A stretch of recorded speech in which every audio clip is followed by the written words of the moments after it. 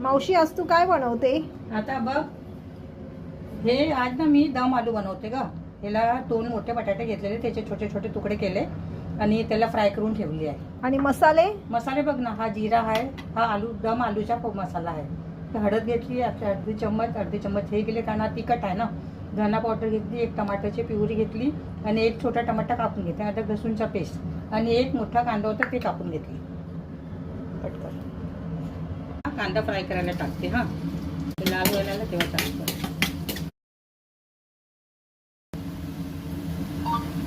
बंद कर. लसूण भाजून झाला का नाही थोडंसं, तर टमाटरची प्युरी टाकायची. मसाला पाण्यासारखा का झाला ग? अगं तो मसाला होता ना, त्याच्यात मी पाणी टाकते, म्हणजे एकत्र केली सगळं मसाले.